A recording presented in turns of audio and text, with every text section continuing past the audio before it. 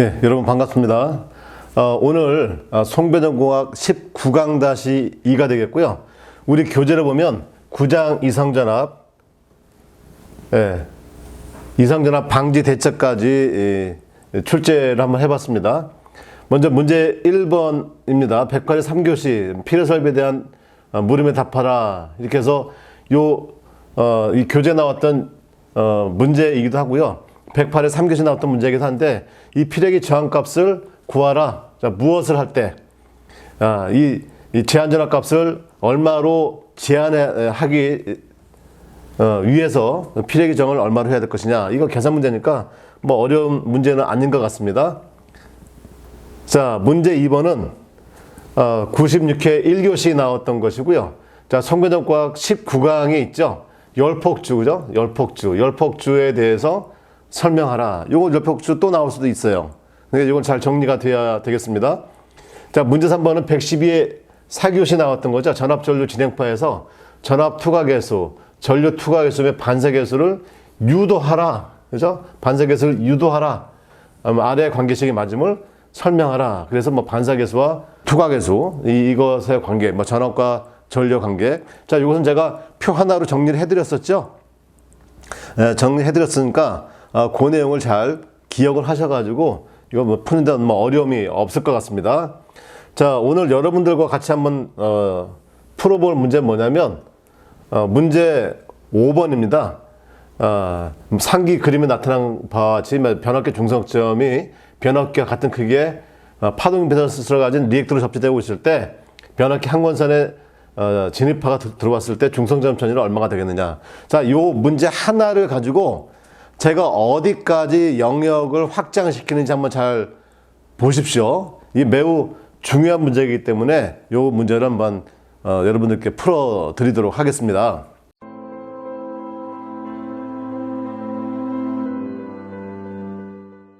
예, 요 문제가 되겠습니다. 자, 여기에 진입파가 있습니다. 자, 이하이만큼의 진입파가 들어옵니다. 한 상에. 자, 그랬을 때의 투과파, 즉 투과파라고 하면 항상 뭐라고 했습니까? 이 변이점에 나타나는 전압이 바로 투과파가 되는 것이니까 이 중성점이 되는 거죠. 이 중성점의 전위 상승이 얼마까지 되는 것이냐를 한번 보자는 겁니다. 그래서 이 중성점의 전위값이 얼마만큼 상승하는가가 중성점 접지를 하는 목적을 설명하는 또 다른 하나의 내용이 될 수 있다, 이런 말입니다. 자, 첫 번째, 한 상에만 들어올 때입니다. 그러면 여기도 임피던스가 Z. 자, 이렇게 되어 있습니다. 자, 그러면 자, 요건 변이점 기준으로 했을 때 진입파가 되는 거고 투과파가 이렇게 세 군데 나가는 것이죠. 그래서 ET를 구하게 되면, 자, 여기 나가는 것은 세 개의 권선이 병렬이 되기 때문에 3분의 Z가 되겠습니다. 그래서 Z2 플러스 Z1분의 2Z2, 2의 I다. 이렇게 되니까 Z2가 어떻게 돼? 3분의 Z가 되겠죠? 3분의 Z, 그 다음에 Z1은 얼마? Z. 그 다음에 2 곱하기 3분의 Z 이렇게 됩니다. 자, 그래서 이퀄, 여기는 어떻게? 3분의 4Z, 그 다음에 위에는 3분의 2Z 이렇게 되겠죠? 그래서 ZZ 약분은 하고, 이걸 계산을 정리하면 3분의 3, ZZ, 2분의 1이 되겠죠? 그래서 2분의 1의 2i다. 이렇게. 그래서, 여기 임피던스 값이 변압계 권선의 임피던스가 같은 경우에는 여기에 얼마가, 진입파에 50%가 나타나더라. 이런 말이고. 자, 두 번째.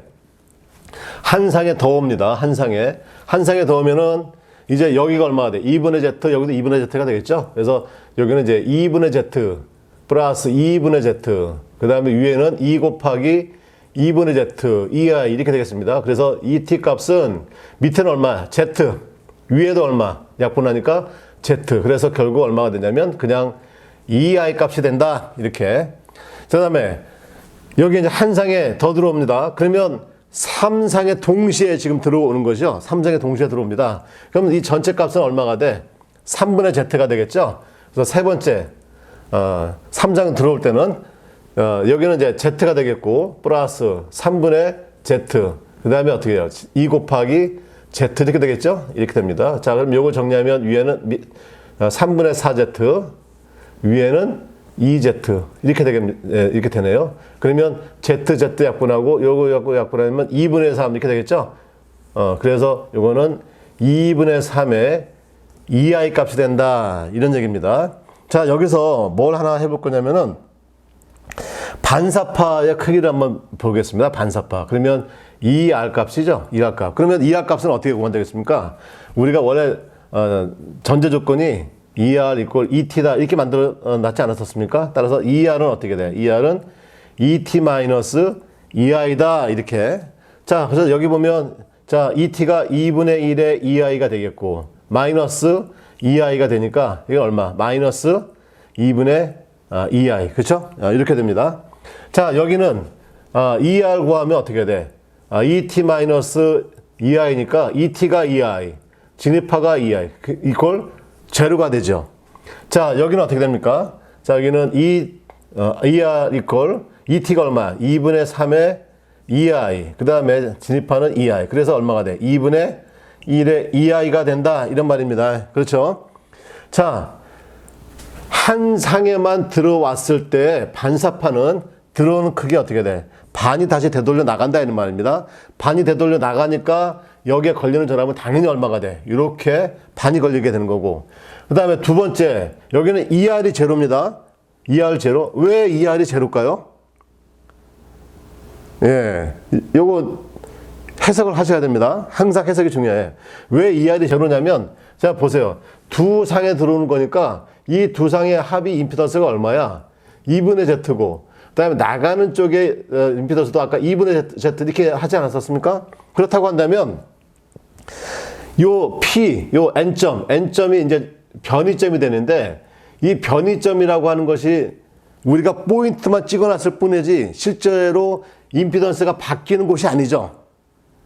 예, 임피던스가 안 바뀌었잖아요. 그러니까 임피던스가 안 바뀌었으니까 변이점이 아닌 거야. 그러니까 어떻게 돼? 서로가 그냥 쭉 이어진 거다 이렇게 보는 것이죠. 그러니까 쭉 이어지니까 여기서 어떻게 전압 변동이 없는 거죠. 따라서 이 투과파 자체도 어떻게 돼? 그냥 그 전압이 그대로 들어오는 것이죠. 들어오니까 반사파가 당연히 없는 것이다. 이렇게 볼 수 있는 거고. 그 다음에 세 번째는 이 3상에 골고루 이렇게 들어오게 되다 보니까 여기에 투과파 전압이 2분의 3이 오더라. 그래서 요 점을 보게 되면 여기에 이제 N점이라고 봅니다. 그럼 여기 이제 2i가 들어왔고 또 나가는 게 얼마란 얘기예요? 나가는 게 2분의 2i가 되는 거죠. 그래서 이 투과파에 보면 이 전체 전압이 1.5의 2i만큼이 걸리는 것이 되는 것이죠.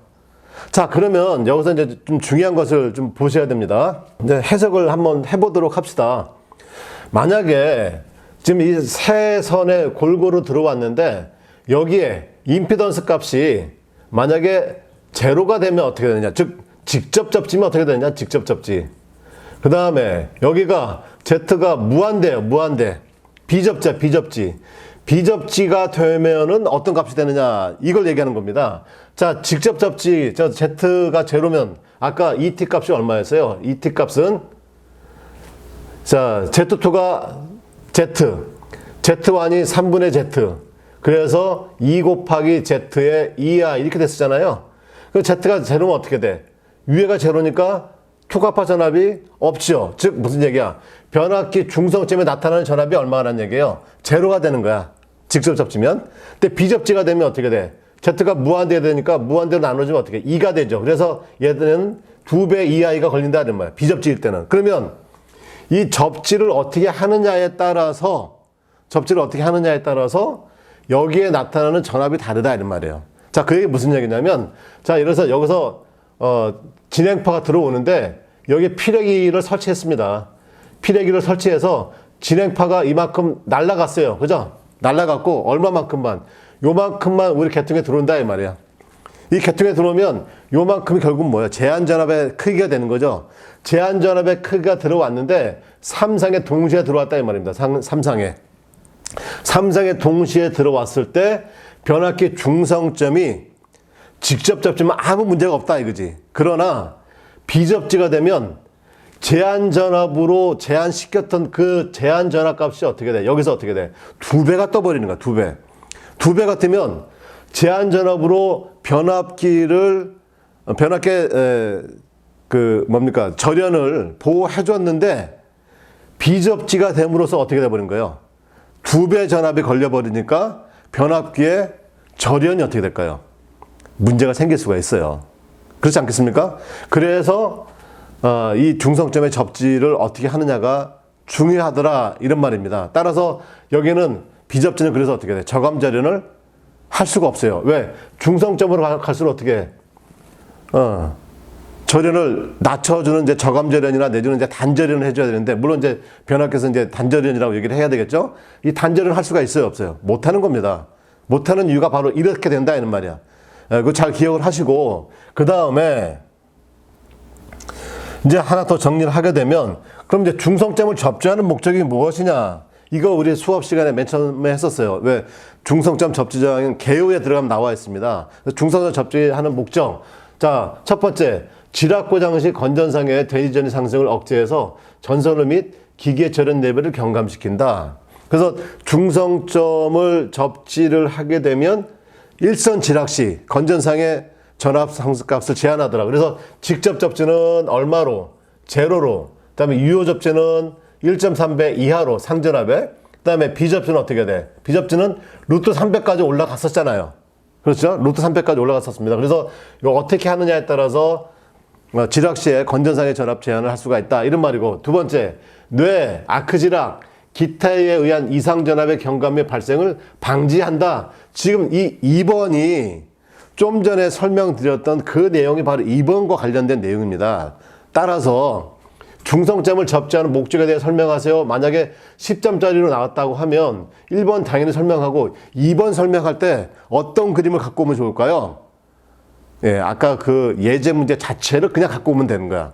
그래서 여기 중성점이다.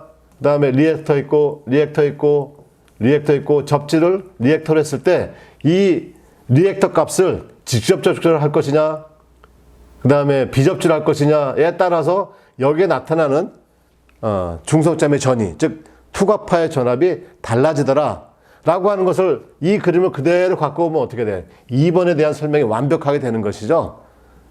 여러분들 이제 이해가 되시겠습니까? 예, 이해를 하셔야 됩니다.